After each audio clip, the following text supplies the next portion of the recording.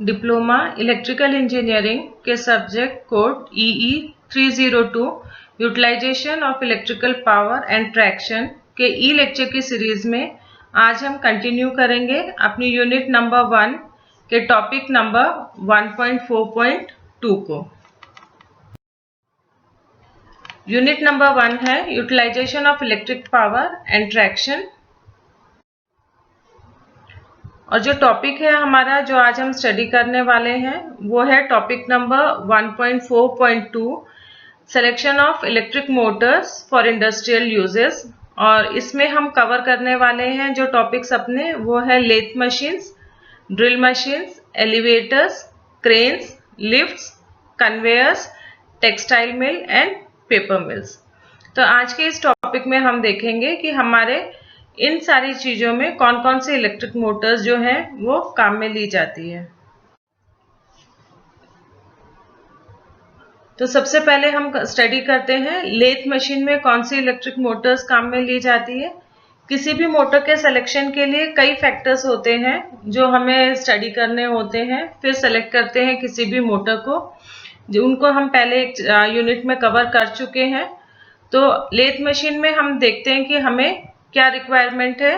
तो जो lathe machine tool होते हैं उसमें हमारी सबसे पहली रिक्वायरमेंट होती है कि उसमें लो स्टार्टिंग टॉर्क होना चाहिए, और दूसरा ये है कि उसमें जो कांस्टेंट ऑपरेटिंग स्पीड होनी चाहिए। तो इन दोनों कैरेक्टरिस्टिक्स को देखते हुए लेथ मशीन्स में हम लोग डीसी शंट मोटर या फिर स्क्विरल केज इंडक्शन मोटर काम में लेते हैं। कई बार हम लोग कांस्टेंट स्पीड वाली स्क्विरल केज इंडक्शन मोटर भी यूज में ले लेते हैं। रिक्वायरमेंट के हिसाब से मल्टी स्पीड एसी मोटर या फिर एडजस्टेबल स्पीड डीसी मोटर भी काम में ली जा सकती है। ड्रिल मशीन में हम लोग constant speed squirrel cage motor काम में लेते हैं अगर हमारे पास एसी सप्लाई है। अगर डीसी पे वर्क कर रहे हैं तो डीसी शंट या शंट मोटर काम में लेते हैं, या फिर हम मल्टी स्पीड एसी मोटर भी ड्रिलिंग मशीन में काम में ले सकते हैं।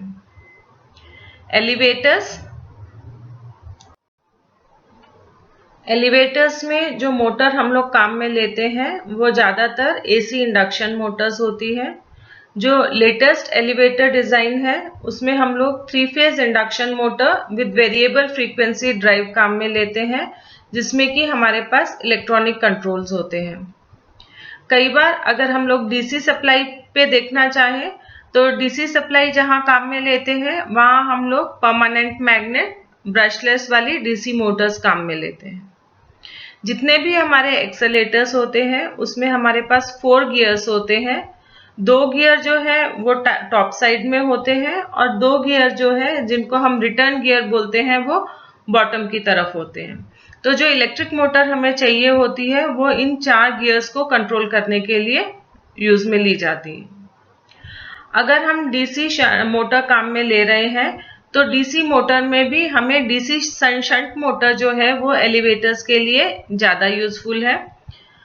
हमें मालूम है कि डीसी सीरीज मोटर का जो स्टार्टिंग टॉर्क है वो डीसी शंट मोटर के कंपैरिजन में ज़्यादा अच्छा है, पर फिर भी हम लोग डीसी सीरीज मोटर काम में ना लेके डीसी शंट मोटर काम में लेते हैं, क्योंकि डीसी सीरीज मोटर में जो स्पीड होती है वो जब मैकेनिकल लोड उसके ऊपर आता है तो उसकी स्पीड जो है वो वेरी करती है, और एक्सेलेरेटर में हमें हमेशा कांस्टेंट स्पीड टॉर्क कैरेक्टरिस्टिक की रिक्वायरमेंट होती है।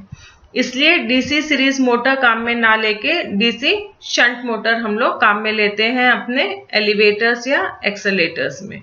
और अगर एसी मोटर काम में लेनी है तो फिर हम लोग 3 फेज इंडक्शन मोटर काम में लेते हैं।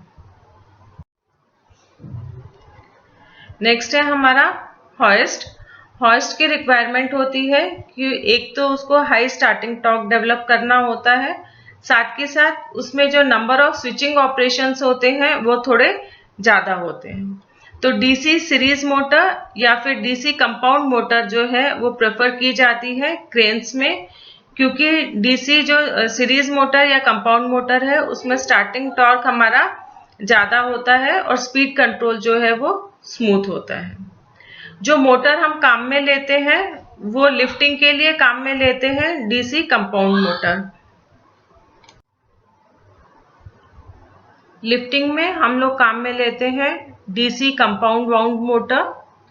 ट्रैवलिंग और रिवर्सिंग में हम लोग काम में लेते हैं डीसी सीरीज वाउंड मोटर। और कन्वेइंग और हॉस्टिंग के लिए हम लोग काम में लेते हैं स्लिप रिंग इंडक्शन मोटर्स। तो हम देख सकते हैं कि हॉइस्ट में हमारे पास अलग अलग पर्पस के लिए अलग अलग मोटर्स काम में ली जा रही हैं, क्योंकि सब जगह हमारी रिक्वायरमेंट जो है वो अलग अलग होती है। हॉइस्ट जो होते हैं इसमें हमारे पास एक स्पेशल तरह के इलेक्ट्रोमैकेनिकल ब्रेक्स भी होते हैं जो कि स्प्रिंग से ऑपरेट होते हैं, ताकि जब भी सप्लाई चली जाए तो ये ब्रेक लग जाता है और हॉइस्ट हमारा जो है वो रुक जाता है। और जब सप्लाई वापस आती है तो जो सोलेनॉइड कनेक्ट किया जाता है टर्मिनल्स के अक्रॉस, मोटर की टर्मिनल्स के अक्रॉस, वो एनर्जाइज हो जाते हैं और ब्रेक्स जो है वो रिलीज हो जाते हैं। इस तरह की जो मोटर्स हैं वो हाफ या फिर 1 आवर रेटेड होती है, मतलब इतने लंबे टाइम के लिए वो कंटिन्यूसली ऑपरेट कर सके।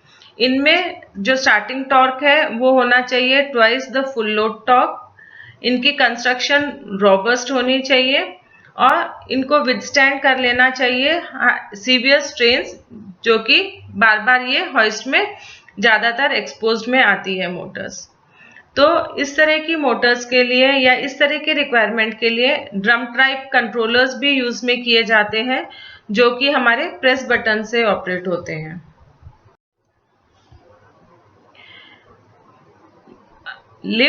लिफ्ट में जो हमारी रिक्वायरमेंट होती है वो होती है कि लिफ्ट में हमारे पास हाई स्मूथ एक्सेलेटिंग टॉर्क होना चाहिए, जो हमारा ट्वाइस फुल लोड टॉर्क होता है at the time of starting.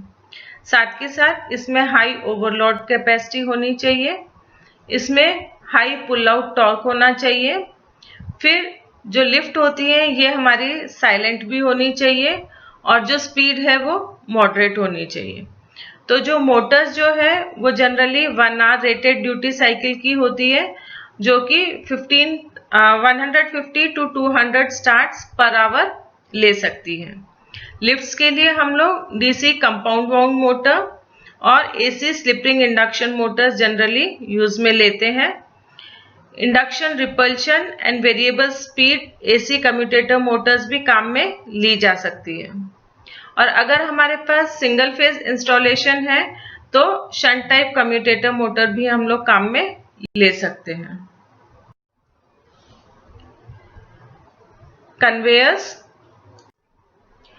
Conveyor belts जो है वो हमारी पावर प्लांट इंडस्ट्रीज में काम में ली जाती है और कई असेंबली लाइंस में भी हम लोग कन्वेयर बेल्ट्स काम में लेते हैं।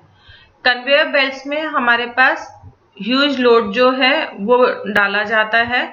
तो जो मोटर होती है हमारी कन्वेयर्स में, उसमें हमारे पास जो कैरेक्टरिस्टिक्स चाहिए वो ये है कि उसका स्टार्टिंग टॉर्क जो है वो ज्यादा होना चाहिए in comparison with its running torque. Actually DC series motor जो है हमें मालूम है कि उसमें स्टार्टिंग टॉर्क हाई होता है, पर डीसी सीरीज मोटर में हमारे पास जो स्पीड रेगुलेशन है वो पुअर होता है और दूसरा वोल्टेज रेगुलेशन भी प्रॉपर नहीं होता। इसलिए डीसी सीरीज मोटर जो है वो हम लोग नो लोड कंडीशन पे तो रन कर ही नहीं सकते। तो डीसी सीरीज मोटर जो है वो हम काम में नहीं लेते क्योंकि वो स्मूथली वर्क नहीं करती। डीसी सीरीज मोटर को हम काम में लेते थे पहले, जब तक हमने 3 फेज इंडक्शन मोटर्स को कन्वेयर बेल्ट्स में यूज करना शुरू नहीं किया था। तो आजकल के जितनी भी हमारे कन्वेयर बेल्ट सिस्टम है उसमें हम लोग induction motor, double cage 3 phase induction motor काम में ले रहे हैं। जो हमारा सेकेंडरी केज होता है वो हमारे स्टार्टिंग करंट को लो कर देता है और स्टार्टिंग टॉर्क को बढ़ा देता है। जो मोटर हम काम में लेते हैं double cage induction motor, 3 phase induction motor, वो हमें हाई स्टार्टिंग टॉर्क देती है in comparison to its running torque.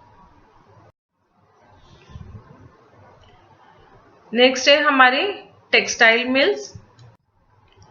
Textile mills में जो है उसमें हम लोग जो स्टैंडर्ड नॉर्मल मोटर्स होती है हमारी ओपन टाइप या फिर टोटली एनक्लोज टाइप, उनको हम काम में नहीं ले सकते क्योंकि टेक्सटाइल मिल में जो मोटर्स काम में ली जाती है वो हमारी स्पेशली डिजाइन मोटर्स होती है, क्योंकि वहां पे हमारी जो एनवायरमेंटल कंडीशन होती है वो थोड़ी डिफरेंट होती है। क्योंकि एनवायरमेंटल कंडीशन में वहां हमारे पास क्या होता है, प्रेजेंस ऑफ फ्लफ होता है, मतलब जो रोए उड़ते हैं हमारे रुई में से और धागे में से, वहां पे डस्ट फ्लाई होती है, ह्यूमिडिटी ज्यादा होती है और वेंटिलेशन जो है वो रेस्ट्रिक्टेड होता है।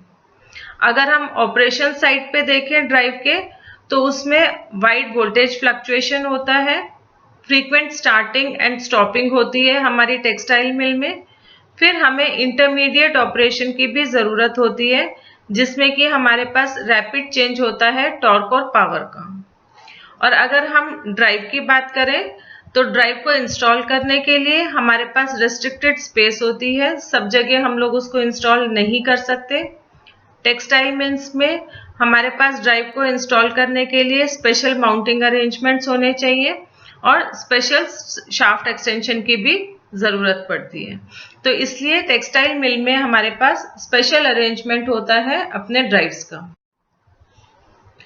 जो स्पेशल फीचर्स जो है हमारे टेक्सटाइल मोटर्स में होनी चाहिए, अगर हम उसकी इलेक्ट्रिकल कैरेक्टरिस्टिक की बात करें, तो उसमें एक्स्ट्रा हाई या फिर moderate torque with smooth acceleration की जरूरत पड़ती है।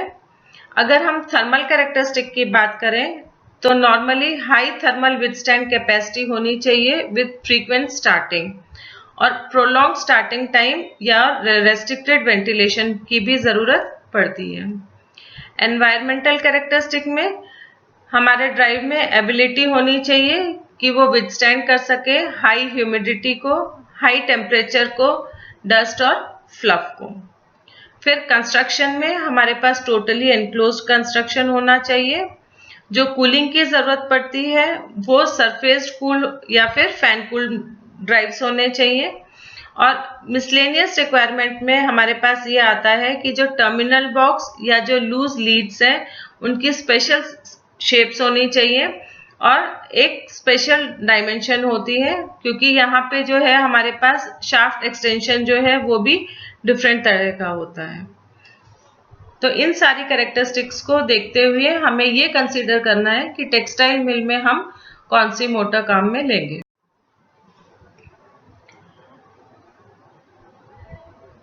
टेक्सटाइल मोटर में हमारे पास शॉर्ट पिकअप टाइम होता है।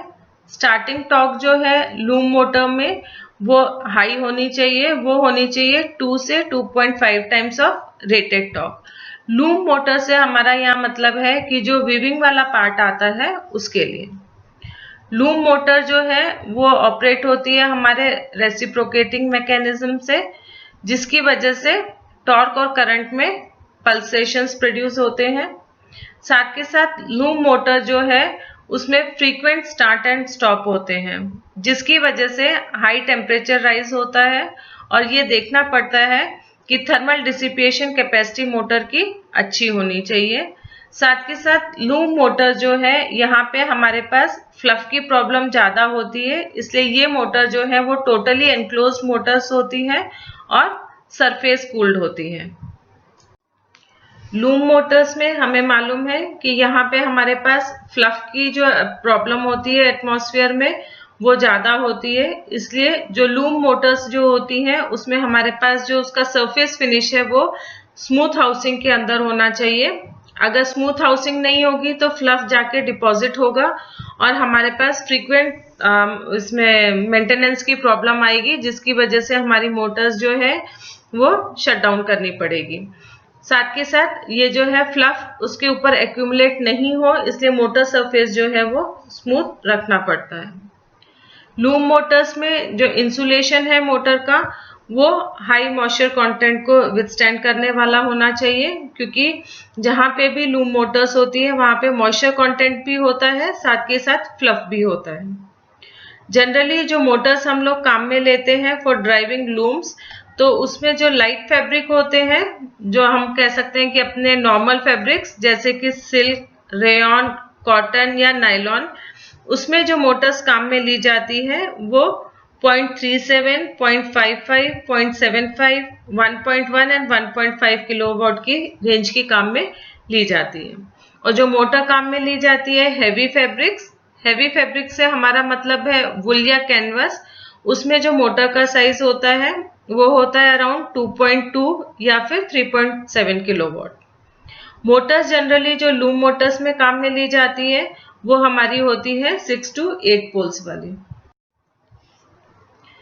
टेक्सटाइल मिल में जो दूसरी मोटर हमारी काम में ली जाती है वो होती है कार्डिंग मोटर। इनर्शिया जो है हमारे कार्डिंग ड्रम का वो बहुत ज्यादा होता है। इसकी वजह से जब मोटर स्टार्ट करने के लिए हमें प्रोलॉन्ग स्टार्टिंग टाइम वाली मोटर्स की जरूरत पड़ती है। जब ड्रम हमारा एक बार ऑपरेशन में आ जाता है तो फिर वो कंटिन्यूअसली और अनइंटरप्टेडली घूमता रहता है। तो जो कॉमनली मोटर्स काम में लेते हैं वो हमारी टोटली एनक्लोज्ड और टोटली फैन कूल्ड मोटर्स होनी चाहिए। इसके लिए हम लोग 3 phase high torque squirrel cage induction motor काम में लेते हैं। अगर लाइट फैब्रिक्स है तो फिर हमारी जो मोटर की रेटिंग होती है वो होती है 1.1 एंड 1.5 किलोवाट के अराउंड। और अगर हमारा हैवी फैब्रिक है तो मोटर का कैपेसिटी हो सकती है 2.2, 3, 3.7 एंड 5.5 किलोवाट तक की। ये जो हम किलोवाट्स में रेटिंग दे रहे हैं, ये रेटिंग सिर्फ ये दिखाने के लिए है कि हमारी एग्जैक्ट मोटर जो है वो किस रेंज की है, कम या ज्यादा। एग्जैक्ट ये वाले फिगर्स जो हैं वो सारे याद करने की जरूरत नहीं होती है एग्जामिनेशन पॉइंट ऑफ व्यू से। जस्ट एक बेसिक आइडिया होना चाहिए कि मोटर जो है वो लो कैपेसिटी की होगी या हाई कैपेसिटी की होगी। नेक्स्ट इंपॉर्टेंट मोटर जो काम में लेते हैं हम टेक्सटाइल मिल में वो है हमारी स्पिनिंग मोटर। स्पिनिंग मोटर्स में हमें मॉडरेट स्टार्टिंग टॉर्क की जरूरत पड़ती है, साथ के साथ जो हमारा एक्सेलरेशन है वो भी स्मूथ होना चाहिए। तो स्पिनिंग मोटर्स में हम लोग totally enclosed fan cooled Motors काम में लेते हैं और जो रेटिंग होती है वो होती है 5 to 30 किलोवाट्स। तो हम देखेंगे कि जो हमारी लूम मोटर्स थी और जो हमारी कार्डिंग मोटर्स थी उसके कंपैरिजन में स्पिनिंग मोटर्स जो है उनकी रेंज हाई होती है। Generally 3 types of spinning motors काम में ली जाती है हमारे पास, single speed motor, 2 speed motor या फिर 2 ड्राइव मोटर।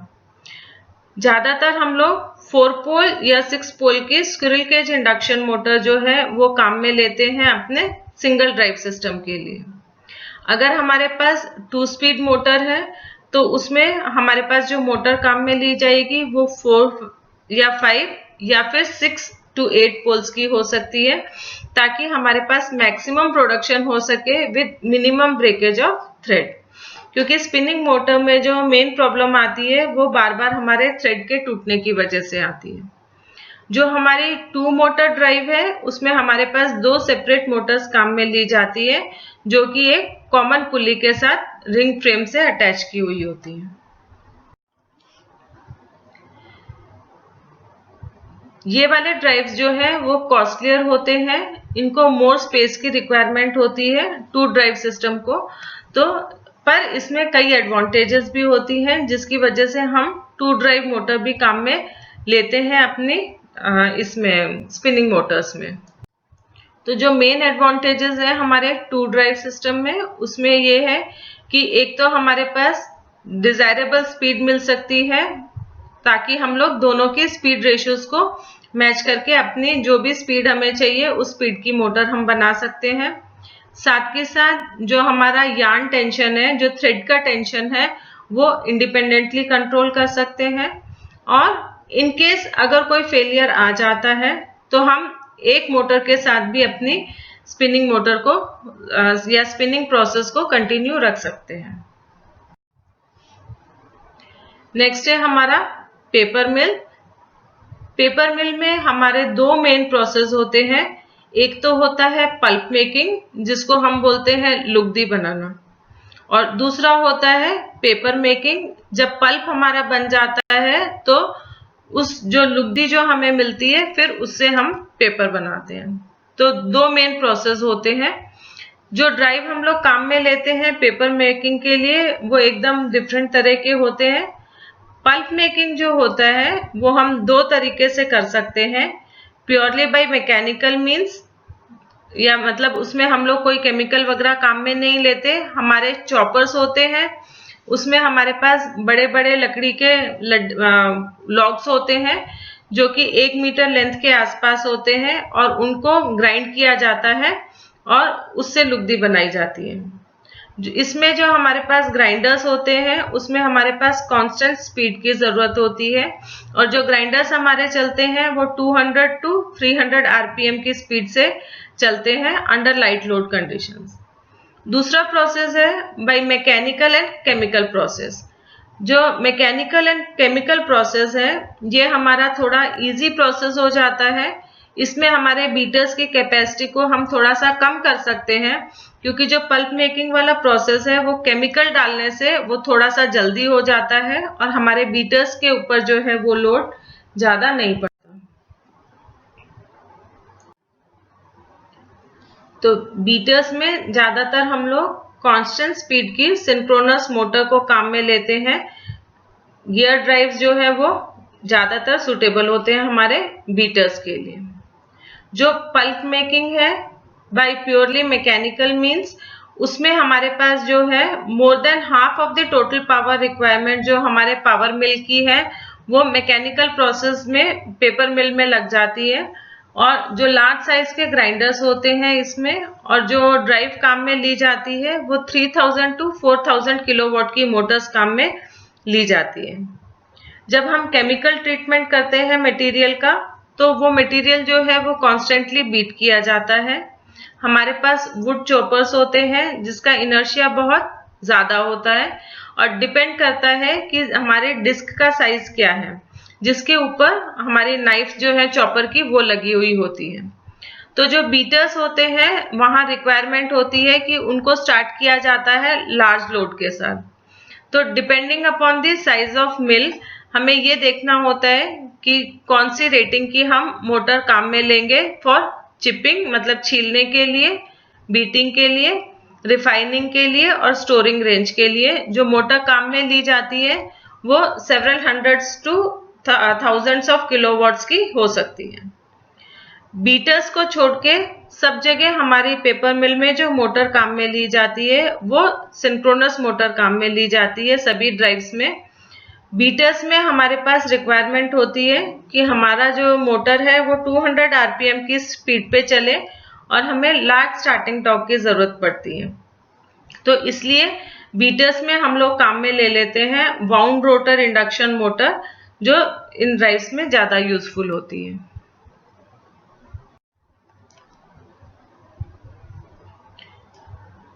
फिर जब हमारे पास एक बार पल्प बन जाता है तो उसके बाद हमें उस पल्प से पेपर बनाना होता है ताकि पेपर की शीट्स बन सके।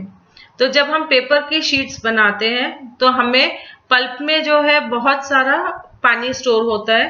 तो हमें पेपर बनाने के लिए पहले उस पानी को निकालना पड़ता है, फिर पेपर को ड्राई करना पड़ता है, फिर पेपर को प्रेस करना होता है और उसके बाद पेपर्स को रोल करना होता है।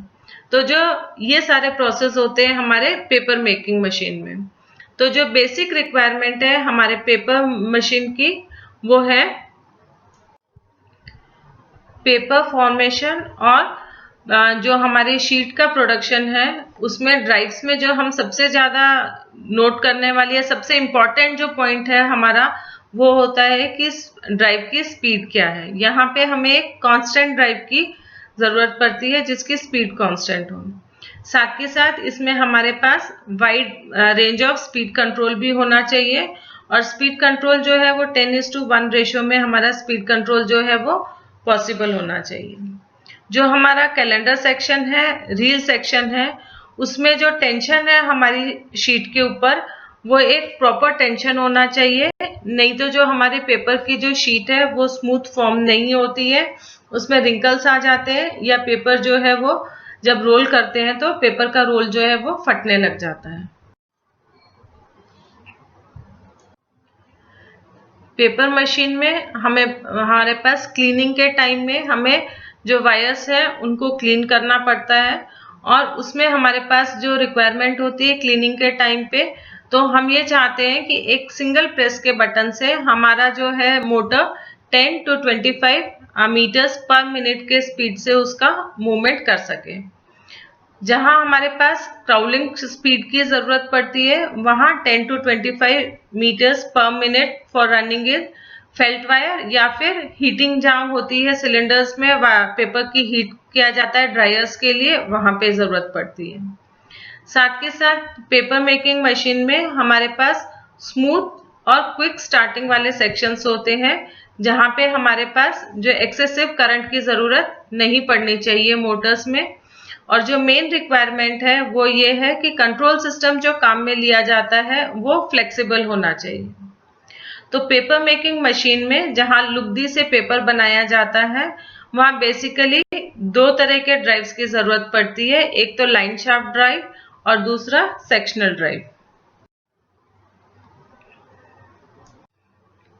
जो हमारा लाइन शाफ्ट ड्राइव है उसमें हमारा जो शाफ्ट होता है वो रनिंग शाफ्ट जो है वो पेपर मिल की फुल लेंथ तक वो शाफ्ट जाती है, और उसको कंट्रोल करने के लिए हमें ट्रांसमिशन शाफ्ट को कंट्रोल करने के लिए ड्राइव की जरूरत पड़ती है। तो जो ड्राइव है वो एसी या फिर डीसी ड्राइव जो है दोनों में से कोई से भी हो सकते हैं, पर ये ध्यान रखना होता है कि स्पीड जो है वो कम नहीं हो। एसी ड्राइव जो है, एसी ड्राइव जब काम में लिया जाता है तो AC commutator motor with shunt characteristics जो है वो ज्यादा सुटेबल होती है स्पीड कंट्रोल के कंपैरिजन में, क्योंकि स्पीड जो है एसी कम्यूटेटर मोटर की जो डिपेंड करती है लोड के ऊपर, और क्योंकि पेपर मेकिंग मशीन में ड्राइव में हम लोग स्पीड को चेंज नहीं कर सकते। जो इसकी स्पीड रेंज है वो होती है usually of the order of 1:3। तो पावर रिक्वायर्ड जो है इस तरह की मोटर्स के लिए, तो जो साइज मोटर्स का हम चूज करते हैं वो छोटा होना चाहिए। अगर हम डीसी ड्राइव काम में ले रहे हैं तो आर्मेचर वोल्टेज कंट्रोल होना चाहिए उसमें, और हमारे पास सेपरेटली एक्साइटेड डीसी मोटर काम में लेते हैं। वेरिएबल डीसी वोल्टेज जो है वो ऑब्टेन की जाती है from AC by means of rotary converters या फिर रेक्टिफायर्स के थ्रू।